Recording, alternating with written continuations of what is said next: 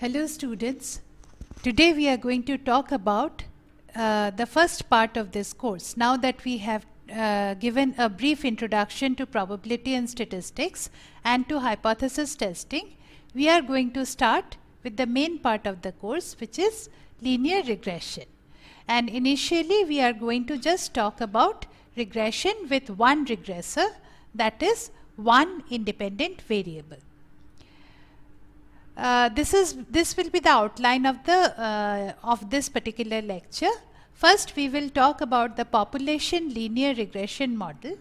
Then we will talk about the ordinary least square OLS estimator and the sample regression line. Then we will talk about measures of fit of the sample regression. Next, we will talk about the least square assumptions and the sampling distribution of the OLS estimator. All of these terms will become clear to you as we go through this lecture. So first we will talk about the population regression line. So the idea is that when you are trying to understand the relationship between two different variables and you are trying to understand how one variable affects another in the population, then you assume that there is some kind of a relationship between them, and because you cannot collect data for the entire population, you collect data for a sample and you try to find the relationship between those variables in the sample, and given this estimate you try to make assumptions. Using certain assumptions you try to say that this is what it says about your total population regression line. So notice that again we are making the distinction between the word the population. So we are talking about the population and the regression line in the population. So first we will talk about a linear regression, and we will try to find the slope of the population regression line, which is the effect on y of a unit change in x. So finally right now we are just looking at the slope. Eventually we will try to talk about the causal effect on y of a unit change in x. Just now we are just thinking of fitting a straight line to the data on two variables y and x.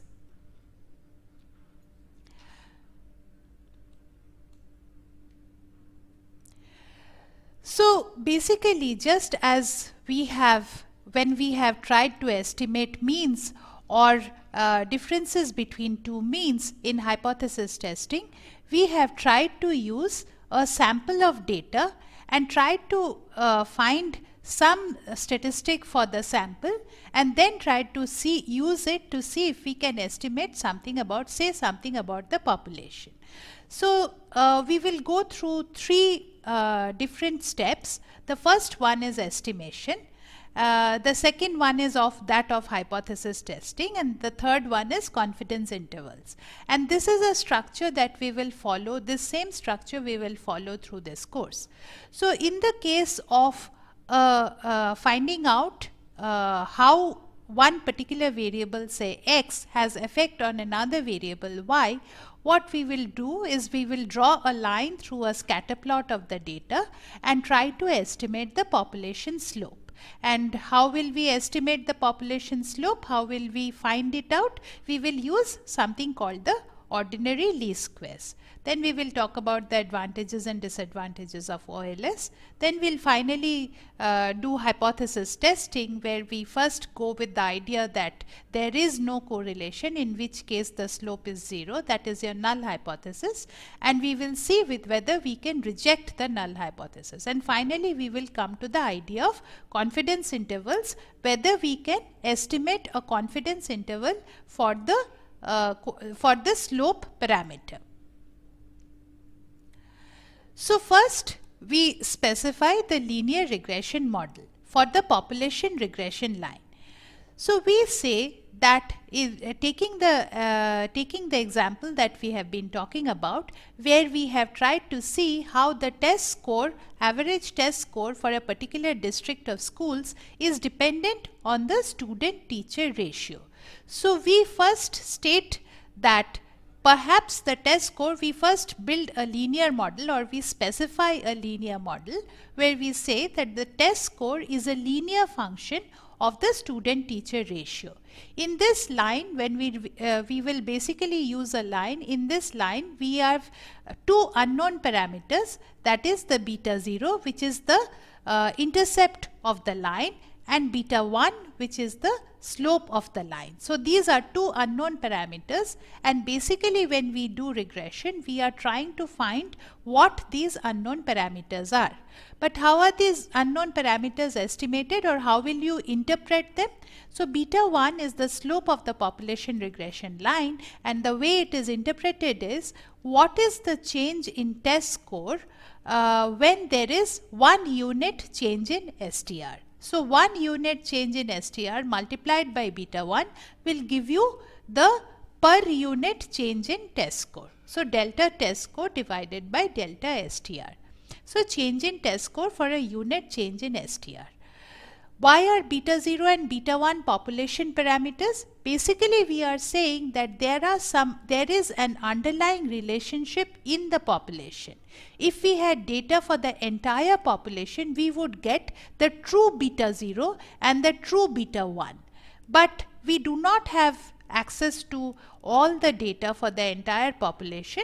So what we will do instead is we will gather a sample, and from that sample we will have an estimate for the true population parameters.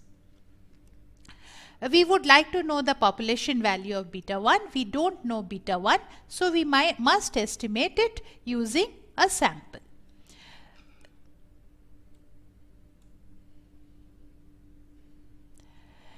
So we specify the population regression model as yi equals to beta 0 plus beta 1 xi plus ui, where xi and ui are the sample variables that we collect, the values of the variables that we collect. In this particular case, xi is the student teacher ratio and yi is the test score, and the I stands for the ith data point or the ith observation that you collect. So for the first school district, there will be a particular student teacher ratio for that school district, and for that same school district there will be a test score that will be recorded. For the second school district, it will be a different student teacher ratio and a different test score that is recorded. These are basically the values of yi and xi for the ith school district. So we have n observations, and each observation is a pair of variables xi and yi, and we have pair of observations for n different observations.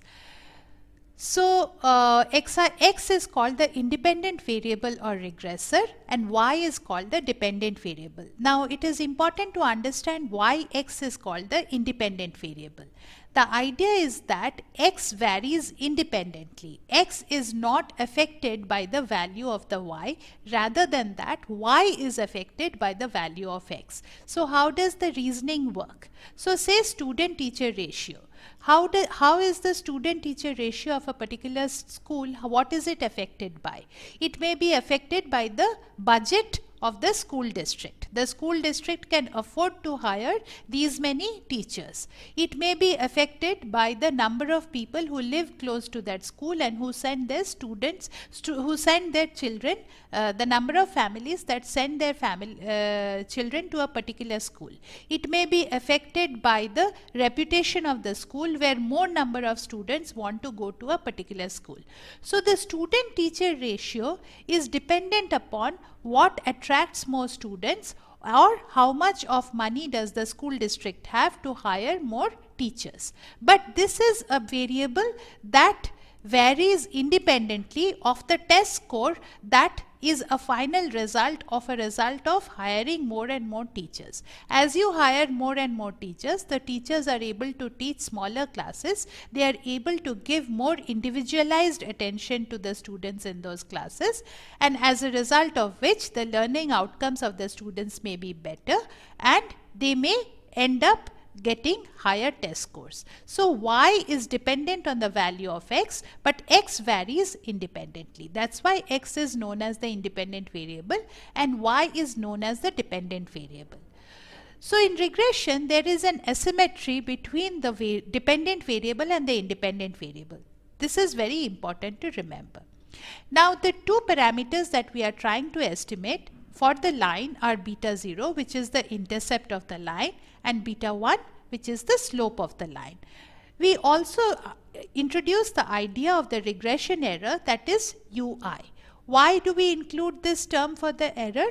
So basically the idea is that since it's a stochastic relationship, there is an error associated with this particular, you cannot exactly define y as an exact function of x. So it is not given that if x takes a certain value, y you can exactly predict. If say the student teacher ratio of a particular school is say 20, you cannot exactly predict what the test scores for that school will be. So two different school districts with the same level of student teacher ratio may have two different values of, arrive at two different values of the test score that the students achieve, and this will be related to other variables which you have not observed here. So these variables are sort of captured by this error term.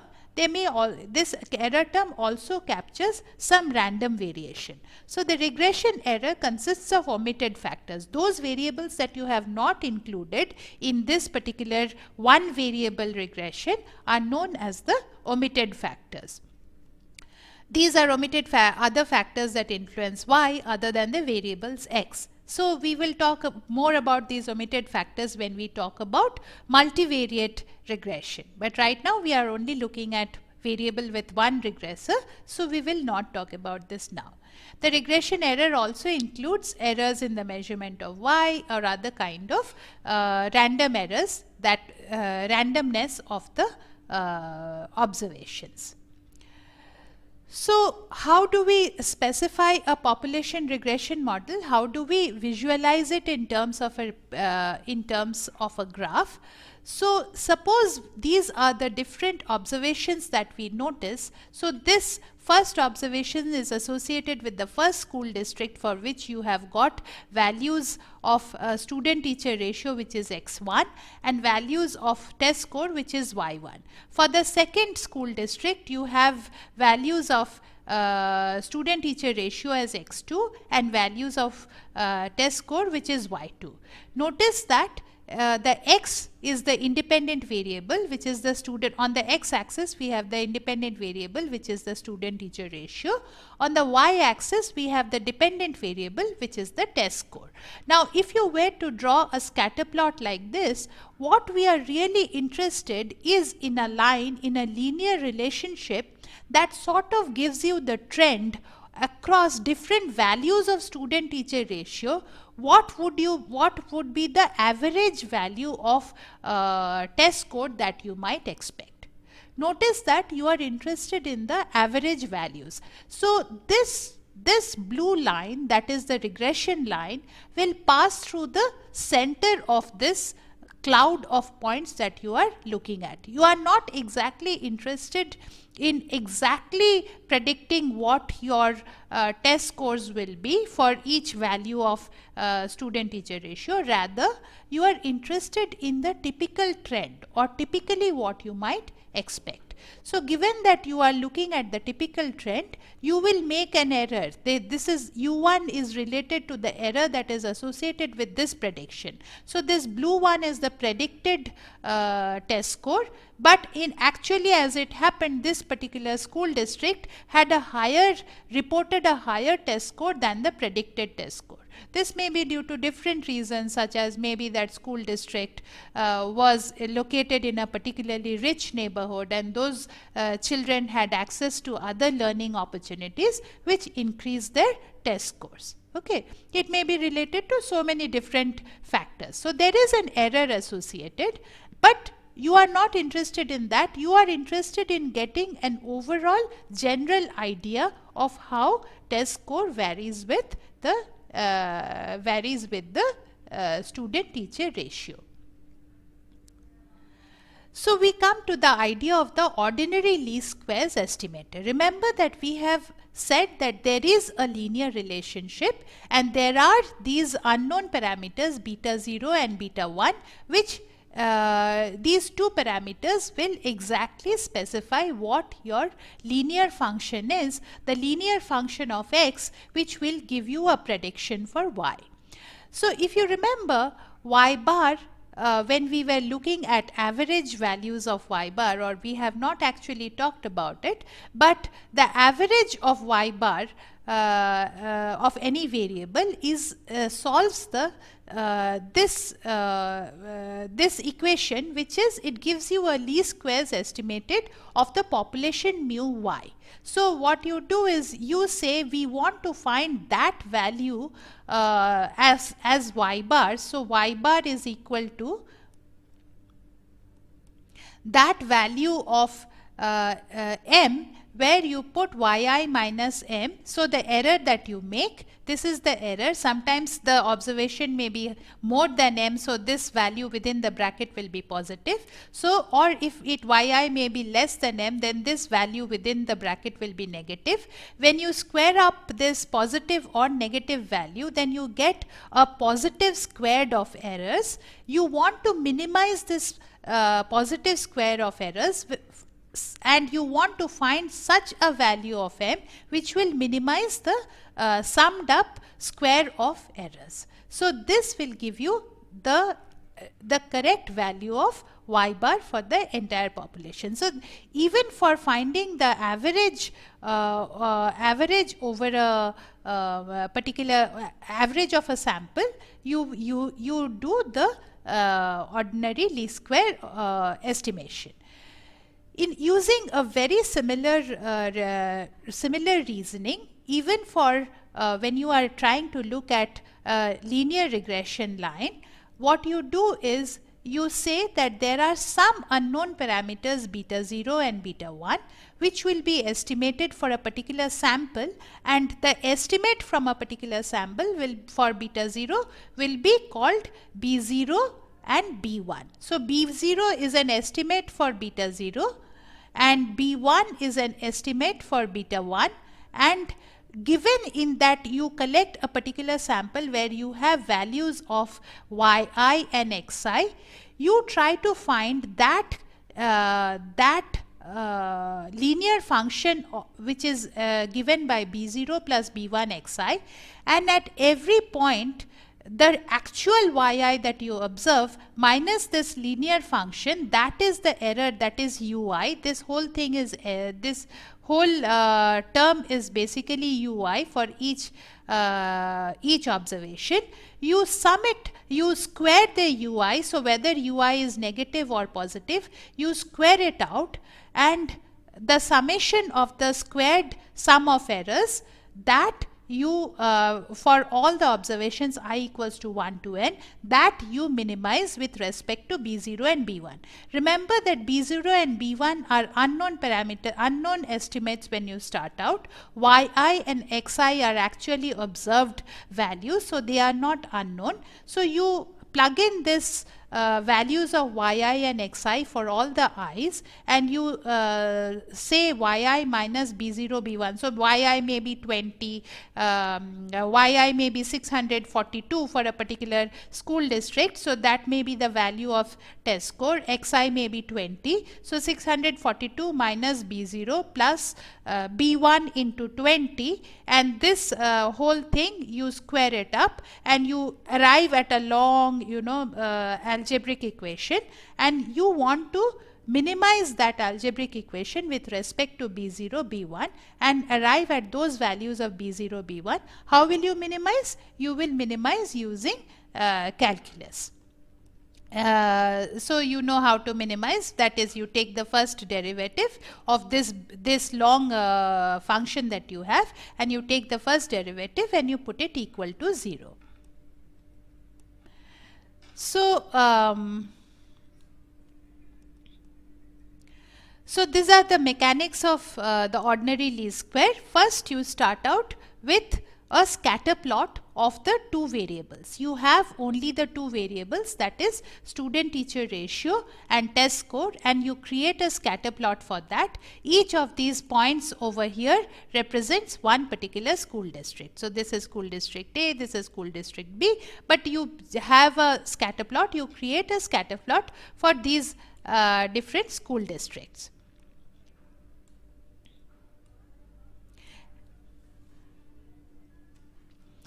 So, as we said before, the OLS estimator solves this equation, minimize yi minus b0 plus b1 xi, where b0 and b1 are unknown parameters and yi and xi are the values that you have from your sample. It minimizes the average squared difference between the actual values of yi and the predicted values based on the estimated line.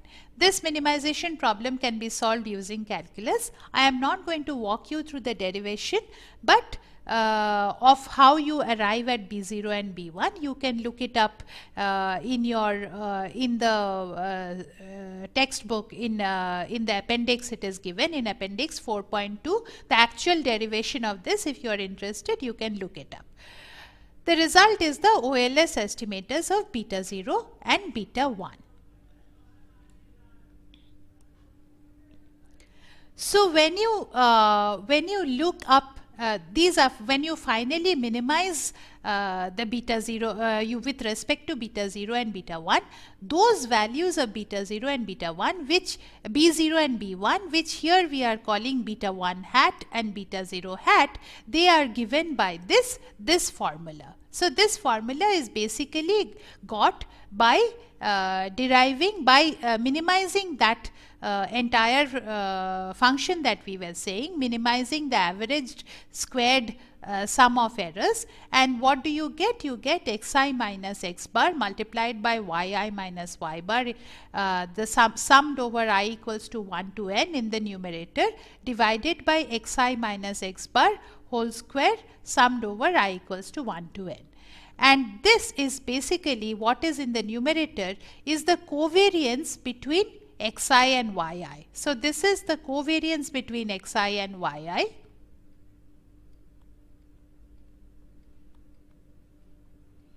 And this is the variance of x. So beta 1 hat is given by the covariance of x and y divided by the variance of x. Now you substitute this value of beta 1 hat into this equation, where beta 0 hat is given by y bar minus beta 1 hat into x bar, and even this derivation is given in your appendix 4.2. How you arrive at this derivation, you can look it up, but basically if you substitute the value of that beta 1 hat over here, and from the values of yi you have y bar, and from the values of xi you have x bar, so you can arrive at the appropriate estimated intercept values. The UI values are, so you have the predicted values as yi hat is equal to beta 0 hat plus beta 1 hat into xi. So for each value of xi, you get a predicted value of yi hat, given that you have arrived at values of beta 0 hat and beta 1 hat. So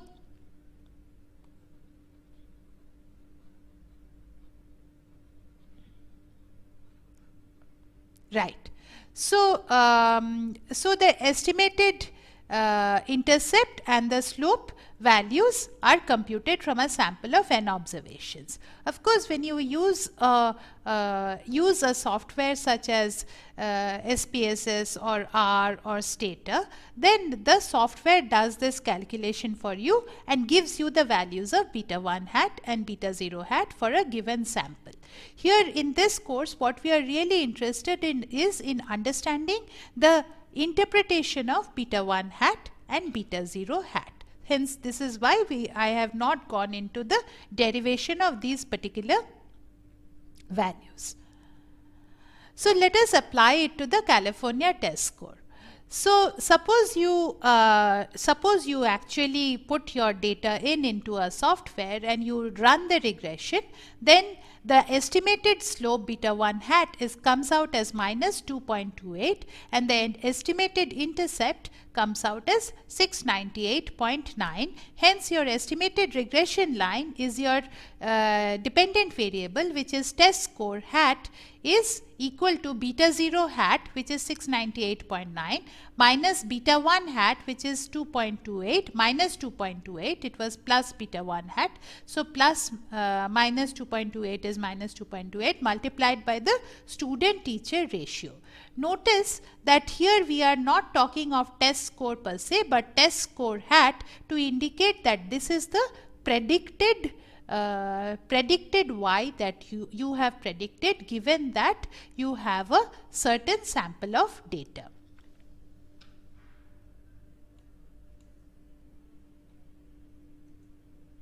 So, what is the interpretation of the estimated slope and intercept? So, basically the interpretation is like this, that for one, remember that change in test score beta 1 hat is equal to change in test score by change in STR, right? This we had already said. This change in test score by change in STR is minus 2.28. So, that means for every unit change in STR, the test score will go down by 2.28. So, that means for every 1 unit increase, 1 more student per teacher on average have test scores that are 2.28 points lower. Basically, what it means is in every classroom, as there is 1 more student per teacher, the overall average scores of the classroom are going down a little bit more, because this teacher is able to give less attention to more students in the class.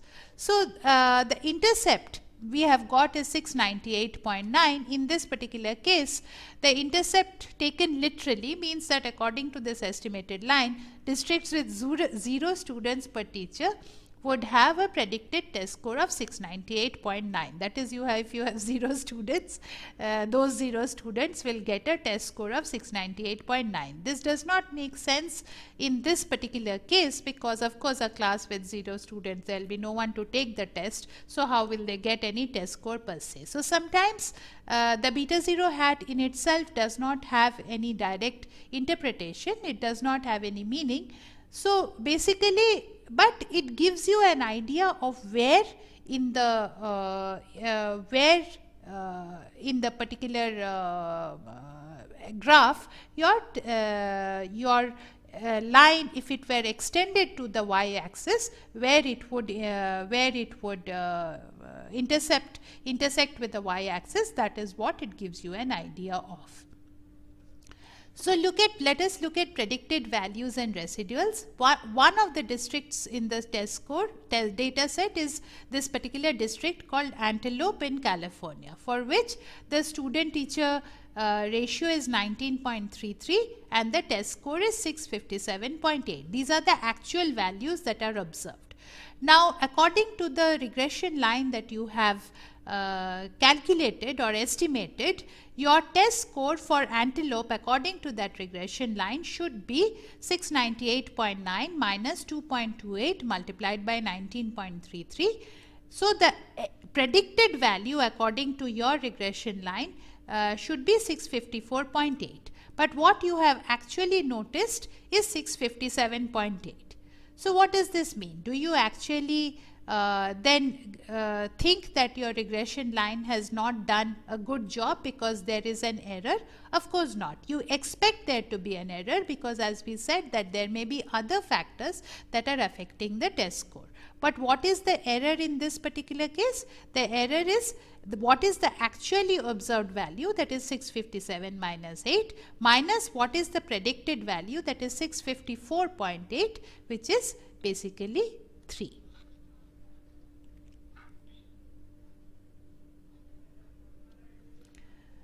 Okay.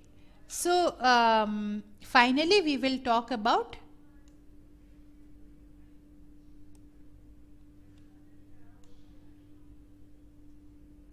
how do you do this OLS regression, or what your Here they are talking about Stata. Stata is another software that you can use to do regression, but you will probably be using R, or you might be using Python also. But your output may look something like this, where in the first column the actual variable is given. In the second column, the estimated regressions are regression coefficient, that is beta 1 hat and beta 0 hat are given. The standard errors associated with these regression coefficients. So what is the standard error? Basically, the idea is that you got this particular estimate of beta 1 hat and beta 0 hat from this particular sample, but if you had taken a different sample, you might have got a different value of beta 1 hat and beta 0 hat. So there is some error associated with the beta 1 hat and beta 0 hat that you got. Again, this is related to the sampling distribution idea. Associated with these standard errors, you get some t statistics and some probability greater than t, or this is the p-value. We will talk about all of these hypothesis testing in a little bit. So this is where we will stop today's lecture.